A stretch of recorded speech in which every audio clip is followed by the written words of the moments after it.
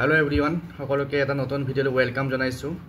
এই ভিডিওটিত আমি আমাৰ অসম চৰকাৰৰ যেটো ডাইৰেক্টৰেট অফ হায়াৰ এডুকেশ্যন বা উচ্চ শিক্ষা বিভাগৰ পৰা অহা এখন নোটিফিকেশন শেয়াৰ কৰিব বিচাৰিছো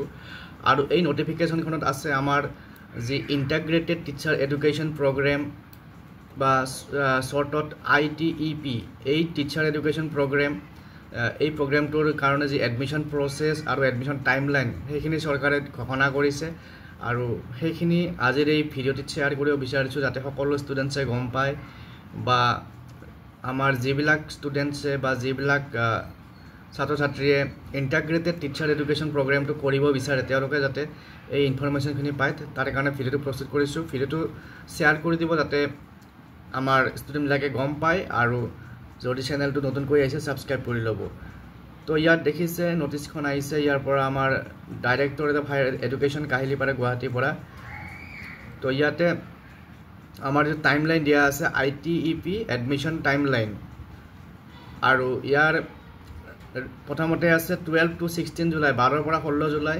ৰেজিষ্ট্ৰেচন এণ্ড এপ্লিকেশ্যন পৰ্টেলত ৰেজিষ্ট্ৰেচন আৰু এপ্লিকেশ্যন কৰিব লাগিব 12 পৰা 16 তাৰিখৰ ভিতৰত তাৰ পিছত 17 and 18 জুলাইত স্ক্ৰুটিনি অফ এপ্লিকেশ্যনবোৰ স্ক্ৰুটিনি কৰা হ'ব তাৰ পিছত 19 জুলাইত কি কৰা হ'ব পাবলিকেশ্যন অফ ফাৰ্ষ্ট মেৰিট লিষ্ট 19 তাৰিখে ফাৰ্ষ্ট মেৰিট লিষ্ট পাবলিছ হ'ব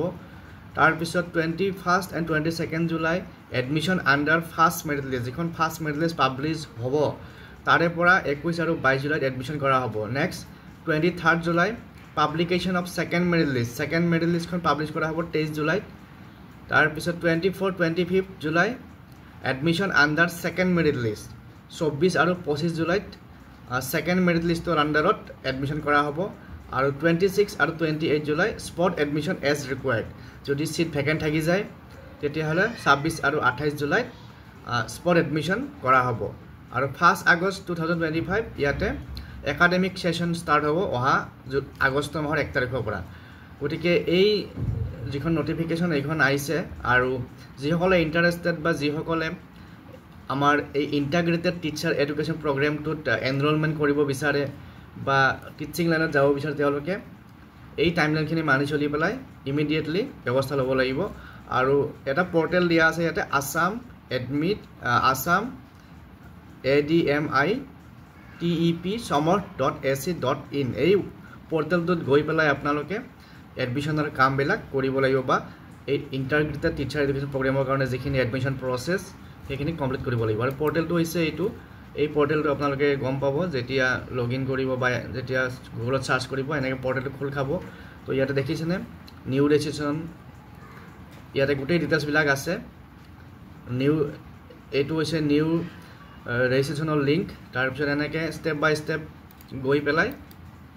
ৰেজিষ্টাৰ কৰিব পাৰিব গতিকে আজিৰ এই ভিডিওটিত এই ইনফৰমেশনখিনি শেয়াৰ কৰিলো পুনৰ ইয়াৰ লগত ৰিলেটেড কিবা আপডেট থাকিলে জনাম বা আমাৰ টিচাৰ এডুকেশ্যন প্ৰগ্ৰামৰ লগত যদি কিবা ৰিলেটেড আপডেট থাকে পুনৰ জনাম আজিৰ ভিডিওত এইখিনিয়ে থ্যাংক ইউ